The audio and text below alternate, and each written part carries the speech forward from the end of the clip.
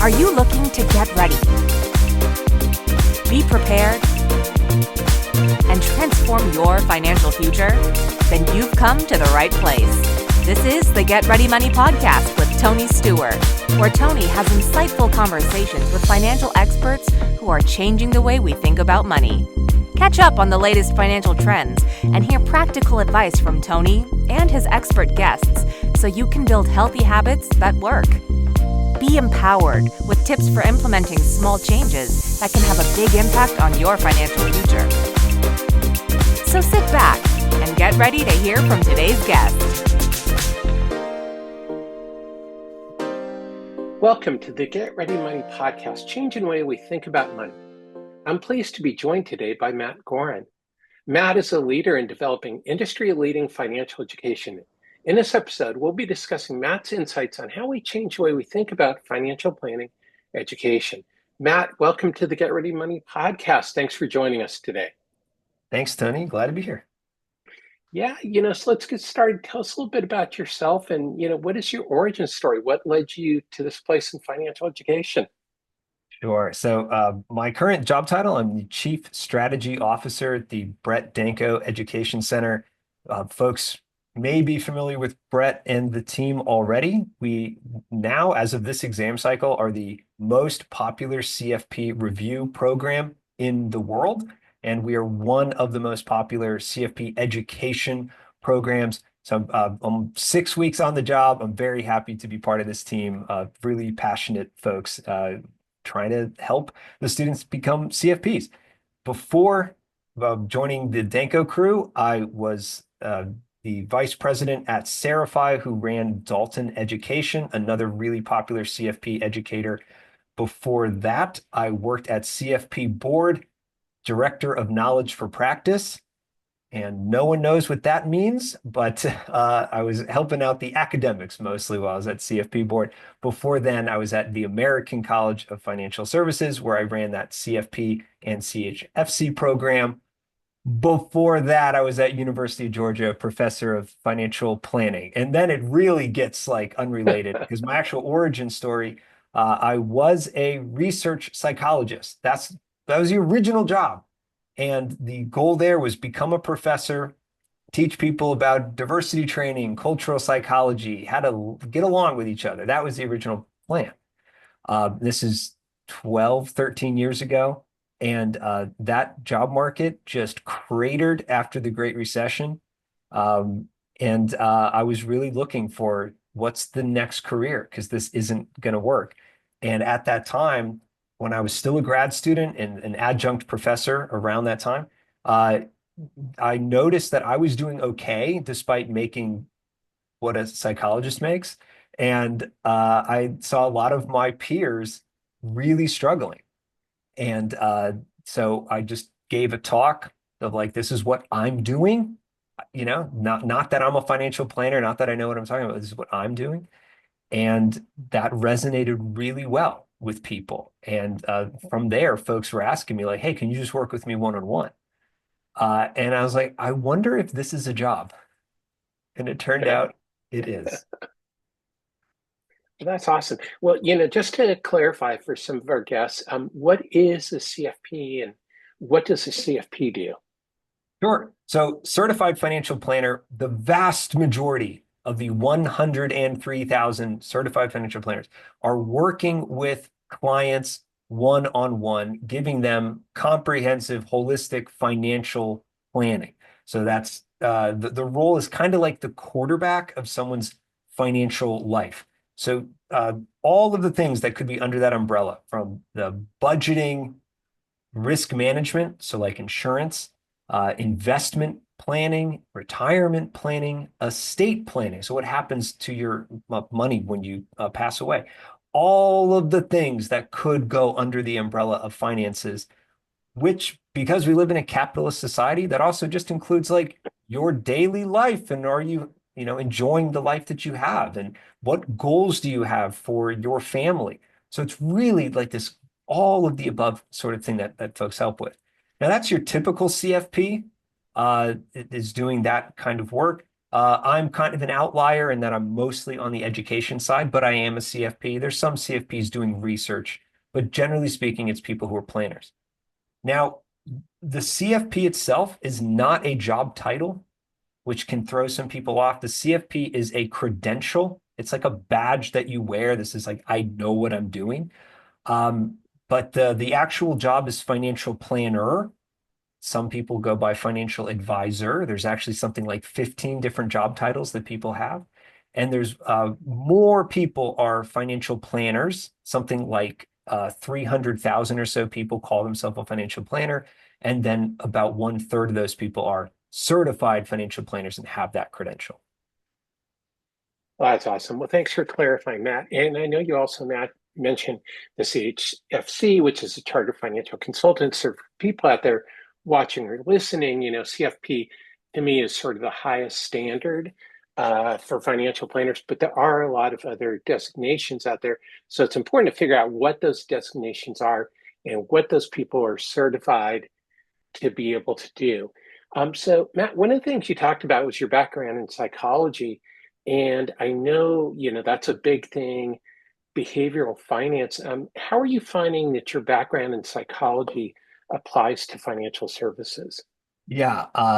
So the technical side of financial planning is it's complicated when you first start diving into it. It can throw people off when you first get into it, but in part because of modern technology and in part because like the software that we have and like that's not really the hard part anymore.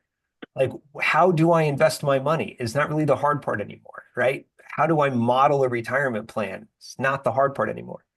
The hard part is actually getting people to follow through on the plan that you make, is getting people to follow through on the technical side.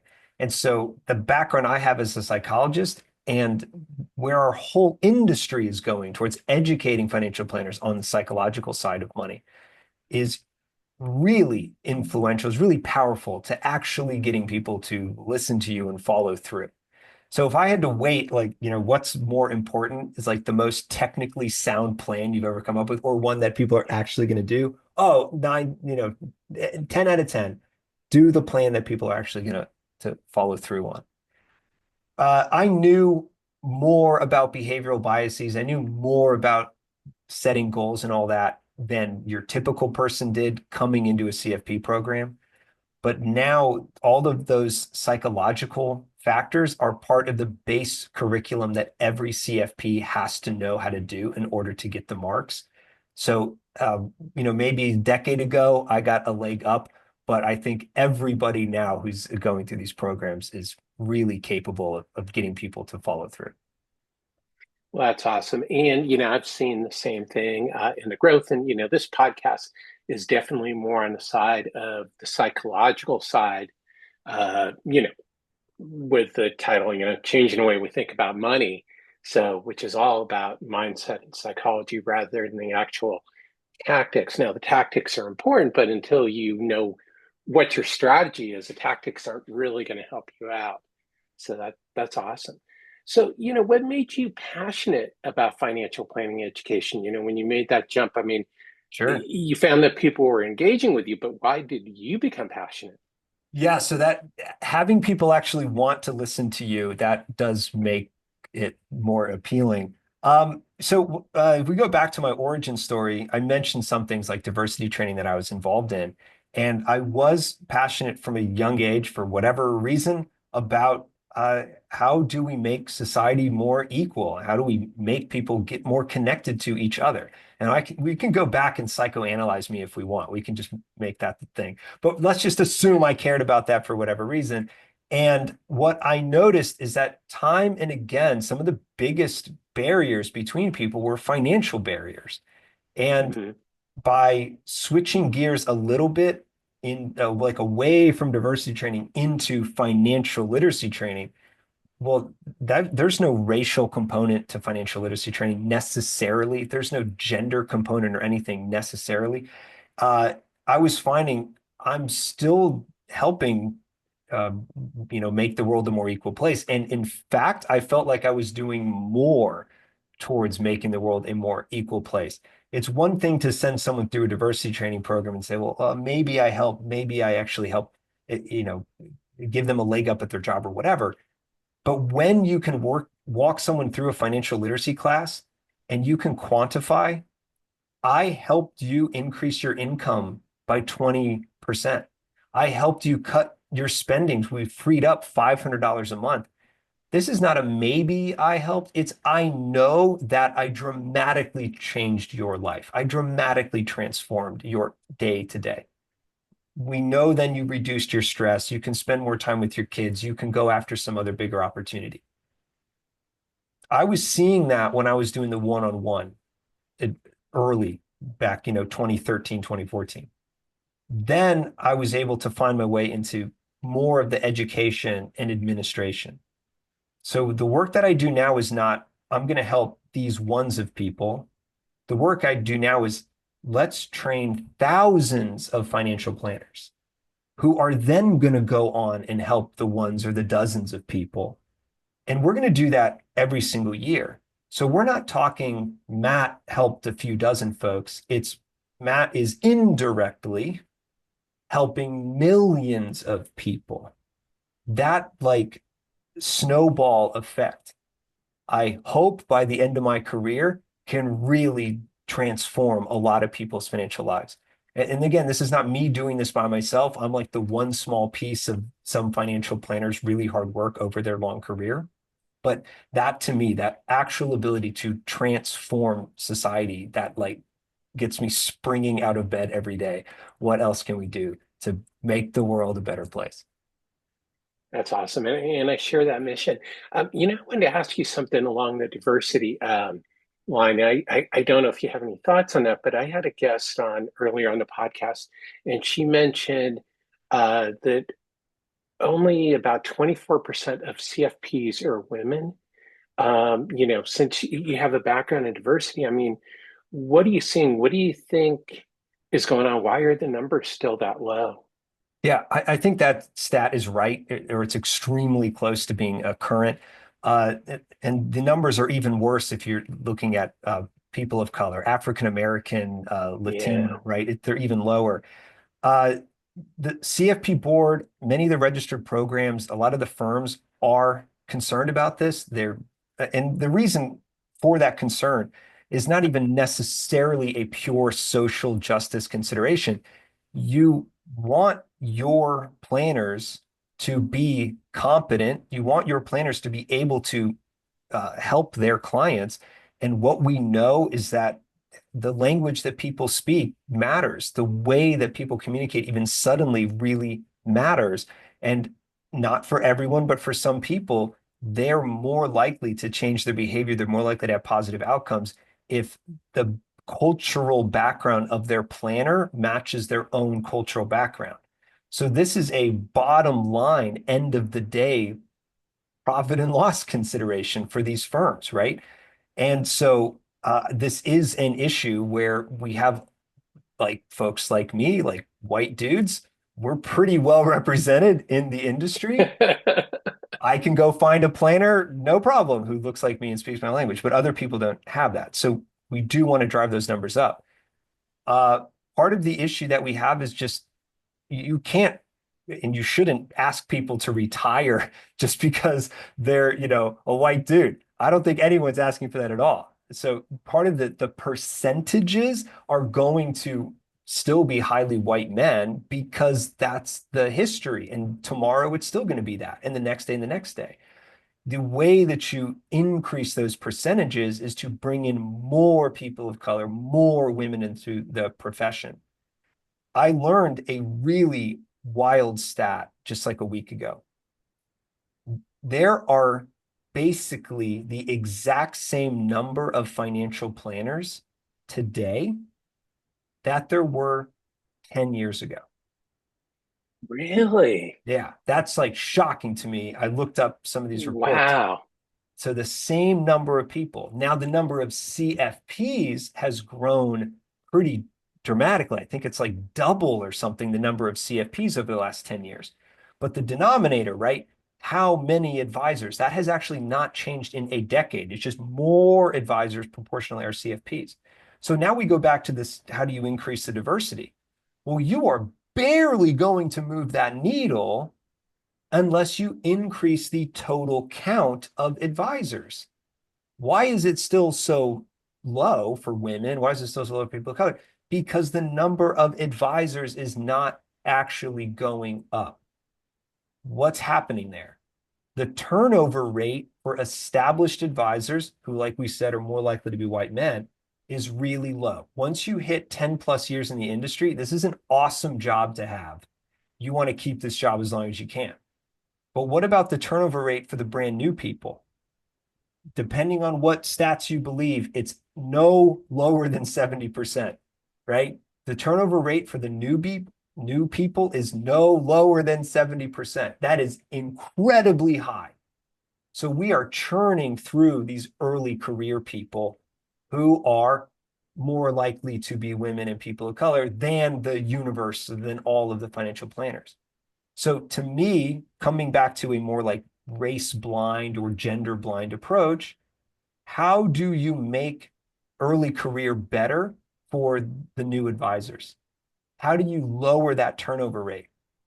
That will increase the proportional representation of women and people of color. Just like how financial literacy training is race blind or gender blind, we can do things that make this profession better for those young folks or those new folks if they're career changers, and the representation is going to get better. That's how I would look at this from this like big macro point of view. Yeah, well, and that's awesome. And we won't really get into it, but there's also a tremendous amount of graying in financial services with people expected to retire. So these are, pretty important issues for the industry. I mean, as you point out, with the percentage of financial planners being increasing as CFPs, that shows that there's a growing degree of professionalism for those people in financial planning. But yeah, we have a bigger issue is like, how do we attract people to the industry so that we can educate them? And that's a whole nother ball of wax that we could talk about. Sure. So let's stick with education. How does education, like getting a CFP, help accelerate people's careers in financial planning? Yeah. So I think just use me as an example, right? And I think I'm a typical example in some ways for this. So before I had my CFP, so we're talking like 2013 through 2018, I was taking the education, I was getting the experience. It was difficult for me to showcase, like, I kind of know what I'm talking about, because there's no letters behind your name. There's no nice badge that you can show to people that you know what you're talking about. And until I finished the education and the exam at around 2015, I really didn't know what I was talking about too much, right? It was kind of a little bit of what's the reality and what's the perception. After 2018, so I've long finished the education, long finished the exam, and I finally get the experience. Like overnight for me, my career totally took off. So 2018, there's like the before and after. Those marks for me were incredibly powerful. Of no one really thinks you know what you're talking about to suddenly, yeah, we all kind of know that you know what you're doing. And my income went way up. My ability to do high impact jobs went way up. And I think that's a pretty standard, typical experience for a lot of people. You know more, you have the technical prowess, you have the experience, you have the marks, and there's this inflection point after that where your income might double, your ability to get better jobs goes way up. And again, I'm an educator, and that is true for me. If you're a planner, I think it's even more true. Go onto some of these job boards, they're only looking for people with a CFP. You're just boxed out of entire parts of the industry unless you have those letters. Yeah, no, I agree. I came out of the life insurance side, and table stakes for us is a CLU, Chartered Life Underwriter designation. At least in my mind, you're not a serious life insurance professional if you don't have that designation. So sorry, anybody who's listening who's in life insurance and doesn't have a CLU, this is your prod to go get your CLU designation. Yeah, go hang out with the American College. Go talk to David Pierce, who runs the CLU program. Yeah. Definitely, definitely. And actually, we should put in the show notes, I will put a link to the American College so people listening, because the American College can also connect you with getting on track with the CFP, the CHFC, and a whole, I can't remember how many designations they have now, but it's a ridiculous amount of designations that they offer. So, one other thing on education before we get into the get ready questions is, AI is the big issue. What role does AI have in improving financial planning education? So AI has been really transformative over the last, say, 4 years since ChatGPT came out, and then a lot of the other LLMs, large language models, came out. I've used AI really extensively as a generative AI technology. So the way that I think about using it is you at first have the AI work with you in what's called the cyborg model, where you and the AI are partnered together to come up with an outline for brand new content. And then you set the AI loose to create a first pass of content all on its own.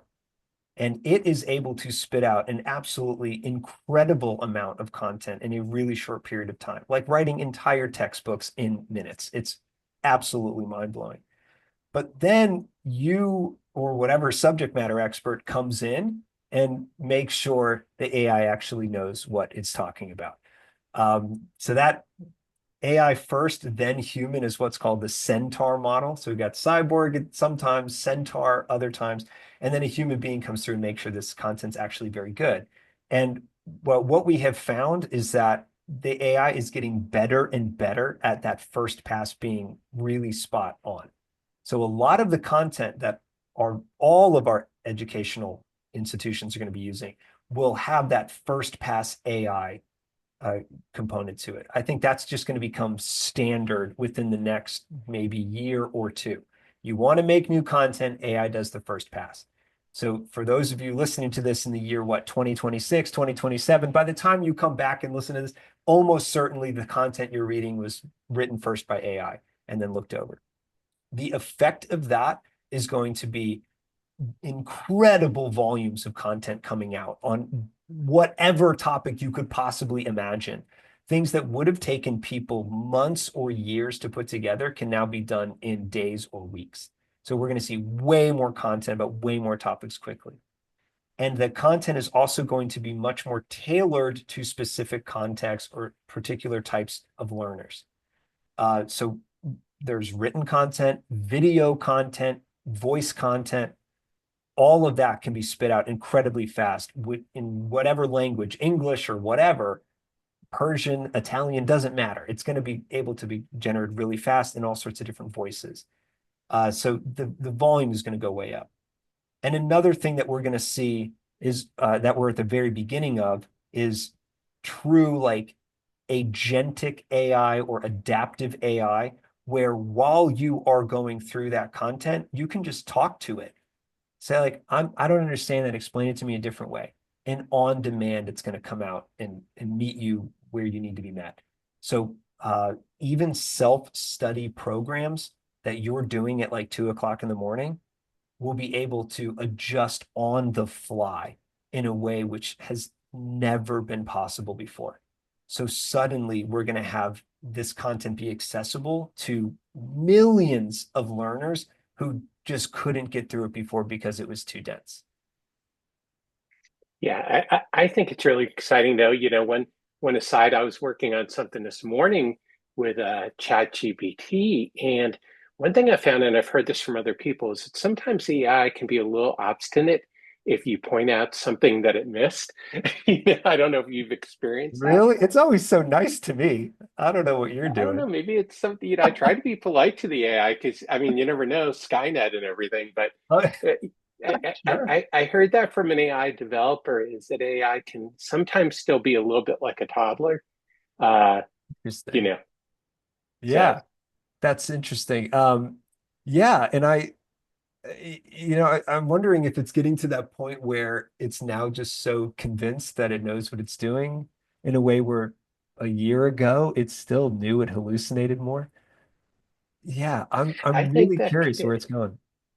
but it's a free model, so maybe that's a limitation on the free model. Yeah, no, this is I'll go play with it right after this and see if I can get it to be rude to me.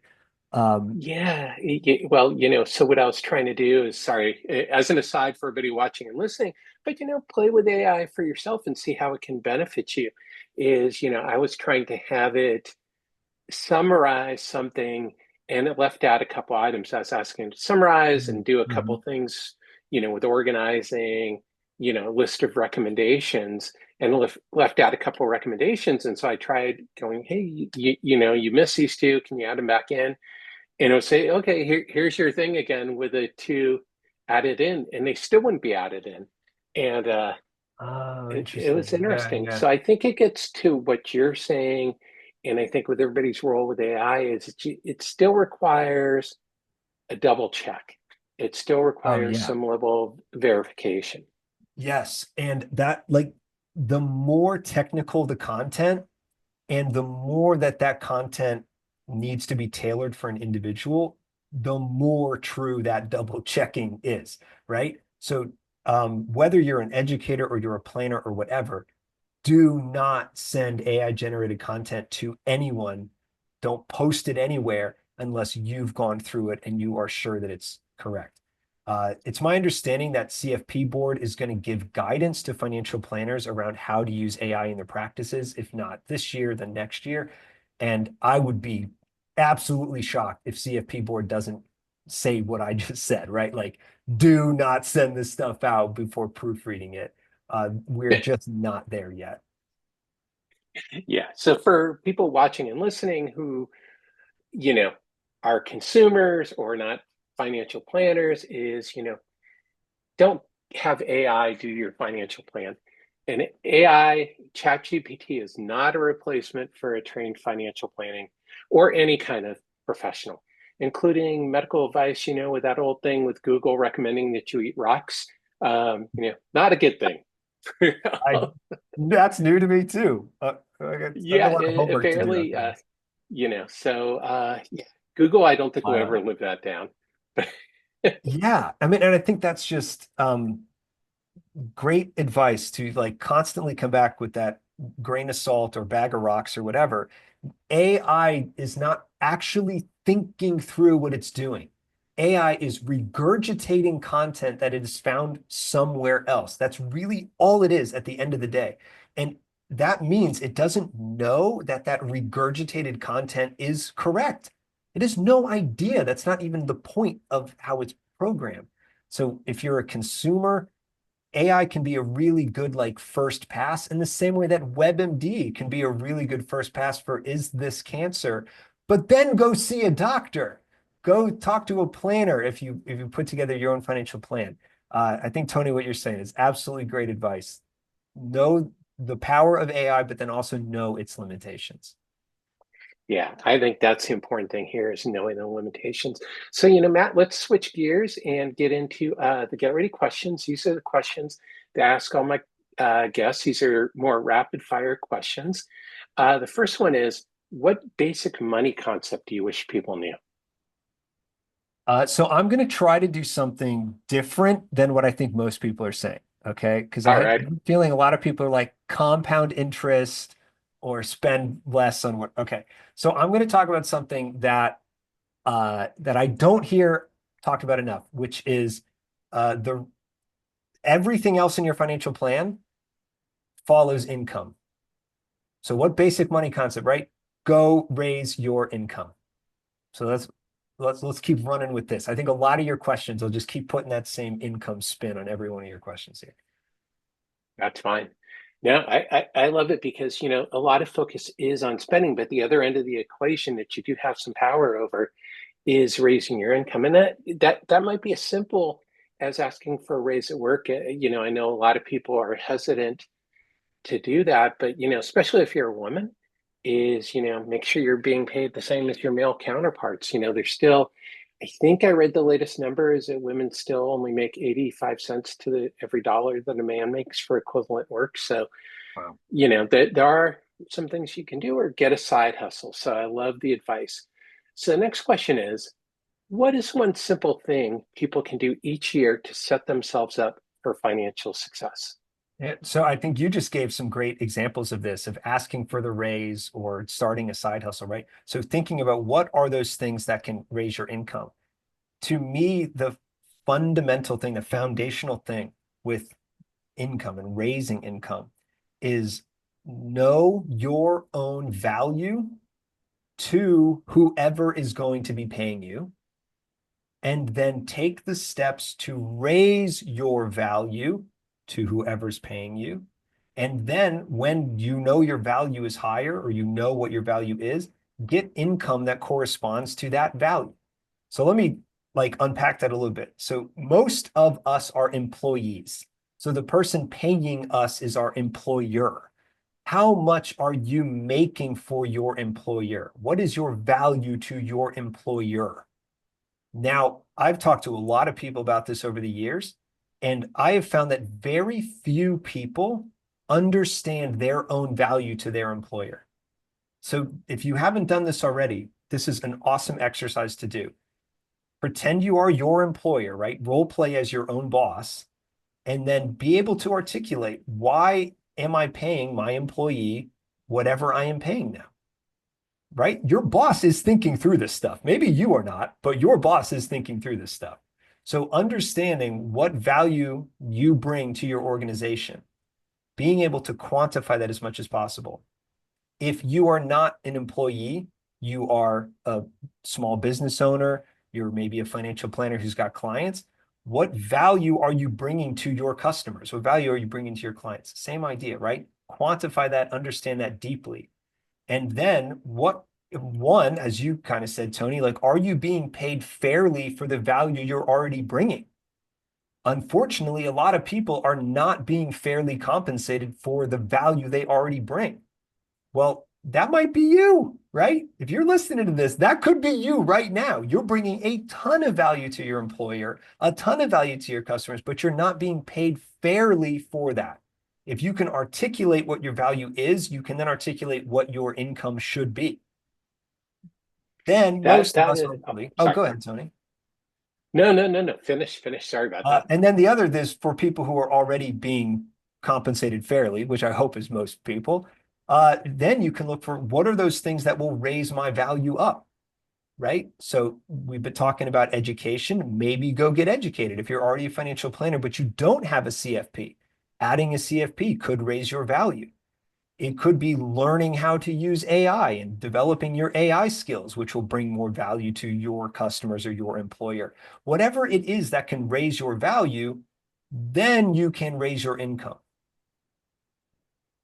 Yeah, that's awesome advice. And the only thing I was going to throw in there is thinking about it, as I know with a lot of planners and consultants, is that it can be really hard to raise your hourly rate. But, everybody else does. So it's okay to do that to keep, as your expenses rise and everything else, you're operating a business if you're a financial planner, so keep Yeah. that in mind. And, anybody else who's on their own, as you pointed out, a small business person, big businesses, as we can all see with the price of eggs, don't hesitate to pass on higher costs to their customers. Sure. So, you're mentioning you're a financial planner. What is a fair rate for your services? That might be hard for you to know if you're just sitting there by yourself. What are your competitors charging? And in this instance, your competitors are other financial planners. So what is the going rate for other financial planners? You maybe should be charging about that. You could look up, what's the average financial planner charging? Well, if you're average, then, put your salary, put your rate there at the average. Maybe you're convinced you're way better. You bring more value to your customers. Well, if you're in the top 10%, maybe you should be charging in the top 10%. You could be marking your income to your value. That's true of financial planners, but it's true for all of us. What should you be paid often is, what are people like you being paid? So if you haven't already done this, go on resources like glassdoor.com, salary.com. Find out what people like you are being paid for the job that you have. And you might find you are actually being paid way less than what other people are being paid. And then same idea. Do you think you're a top 10%, whatever your job title is? Well, then maybe you should be paid in the top 10% of that industry. Yeah, that's great advice. So the next question is, Matt, what money myth are you trying to break? Okay, so I just want to keep running the income thing over and over That's again. cool. Okay, so there's a lot of myths around this. You already kind of brought up one of like some people have this hesitancy to talk about compensation. So I've heard some people tell me it's like, if I ask for a raise, I'm going to be fired. Your coworkers are asking for raises all the time, okay? And they're still there. They're still your coworkers. People are asking for raises. They're having those difficult conversations. Even before you get a job, right? When you apply for a job, I've heard a lot of people say, if I ask for more money, they're going to rescind my job offer. Nope. A lot of people are asking for more money when they are getting a job. They're negotiating for higher pay. And almost like reflexively, what I've seen very often in many industries, negotiate for higher pay on average will increase your pay by 10%.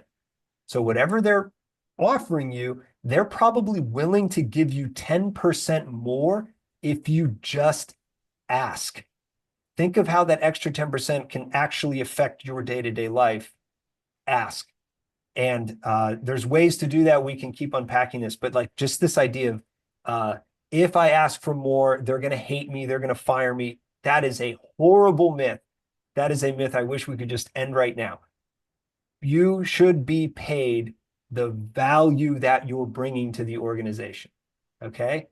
That's the truth. And any myth that attacks that core truth, we got to get rid of. I love that. You should be paid for the value that you're bringing. I know you've mentioned it a couple times, but I think, I mean, just it bears emphasis. And, what's the worst that they're going to do is they're going to say no. If they really want you as an employee, that is not going to be the deal breaker. Yeah. Um, Yeah. Well, you know, let's extend that one step further. What is the worst that they could do? Now, because someone's going to do this and then send me hate mail or whatever. I asked for more money, they didn't hire me. I asked for a raise and they fired me. Okay. Now that is terrible. And I've actually had that happen to me, right? I've asked for raises about 20 or 30 or whatever times. I did ask for a raise once, and that ended up having my contract not renewed. Okay. Great. I left an environment where I knew I was being underpaid. I left an environment where there was not the mutual respect. Yes, that sucked in the short term. Yes, that was very bad in the short term. That was not a good time in the short term. But I was then able to turn that around and find a higher paying job. In my case, a 2 times higher paying job that I would never have even went and looked for if they had given me the original income I was asking for, right?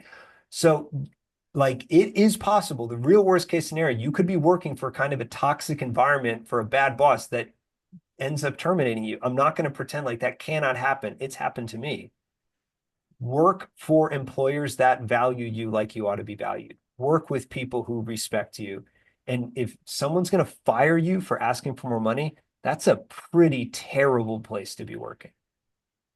yeah, that's awesome advice. And of course, I'll give the same caveat that Matt's giving is, I'm not encouraging you to do anything that you don't feel comfortable with doing, but just consider, whether or not you're being paid for the value. And if your employer, as you point out, if your employer or partnership or whatever doesn't value you at that rate, then it might be time to find another place or another home where you are valued. And I know for a lot of women in financial planning, I hear this all the time from female financial advisors. Sometimes that means you go start your own firm if you feel that you're not being treated fairly by the male partners. So that's no diss to male partners at financial planning firms, but it is something that I hope male planners are hearing who run financial planning firms, have junior partners who are financial planners, because it is a real issue. So sorry, Matt, going on my soapbox a little bit there. No, not at all. Yeah, I think it goes both ways, because if you are listening and you're one of those people who's like, I can't believe someone would ask for, get over yourself, right? Like, pay people what they're worth and they will stay with you, right? Respect your employees, compensate them fairly. You don't, and what's going to happen is the best people, the most motivated people will leave you. Because you, the employer, you're nothing special. You're a person like the rest of us, right? Get, whatever narcissistic tendency you have, drop that. Because if you don't pay people fairly, you're going to be left with the folks who are not that motivated, not that eager to bring more value to your organization. You're only hurting yourself in the long run. Yeah. And for anybody doubting it, I would urge you to go back and listen to old podcast episodes with pretty much any woman I've interviewed who's a CFP and hear her views on this issue. Let them do the talking, not us. So Matt, real quick, what is your number one go-to resource, whether it's a book, website, podcast, whatever? What do you turn to on money? So, I could say the same kinds of things I'm sure other people have said. Go read Morgan Housel's books, for example. You probably got any recommendations on that. That is a popular answer. Yeah, popular answer. Michael Kitces' stuff is a popular answer. If we just keep hanging out with this idea of income, I mentioned a couple resources already that I use constantly, probably like every month or two. I'm on Glassdoor. I'm on salary.com. I'm looking around for like what is fair compensation for folks. And I'm also looking for what are those high growth industries and how can I get more exposure to those opportunities. So for me, I don't have like the just one size fits all. Yeah, this is the one place that you go. If you're listening, your industry, the resources around you. Try to position yourself where there's more upside potential for you. So whether that's getting more education, whether that is joining a different organization or partnering with a different organization, where is the upside potential? Go to your trade magazines, go to the relevant websites, get your finger on the pulse of the upside and the opportunities. That's awesome. And I think you said it is, get the pulse, stay up to date, find out what the trends are, and just stay informed. So to wrap up, Matt, what is your number one tip on changing the way we think about money? Okay, let's see. Keeping with the income thing, everything will be easier if you make more money.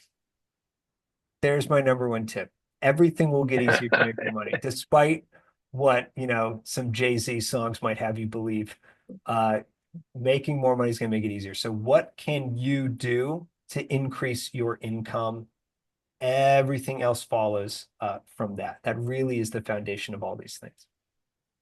That's awesome. So appreciate the tip. So Matt, where can people learn more about you? Where do you hang out online if they want to get in touch with you? Yeah, LinkedIn. It's so simple. Go find me on LinkedIn. I'll get you the link and then you can just post the link in the show notes. Matt Goren, Goren. Search me, add me as a buddy. Be my LinkedIn connection and we'll hang out. Yeah, and for everybody watching and listening, there will be a link to Matt's LinkedIn profile in the show notes. So Matt, thanks very much for joining us today on the Get Ready Money podcast. Thank you very much for having me. Yeah, this was a blast. Some very different insights, which I appreciate. And I hope we're useful for our audience. So everyone, thank you as always for tuning into this episode of the Get Ready Money podcast. If you learned something today to change the way you think about money, please be sure to tell a friend and to subscribe. Until next time, let's change the way we think about money.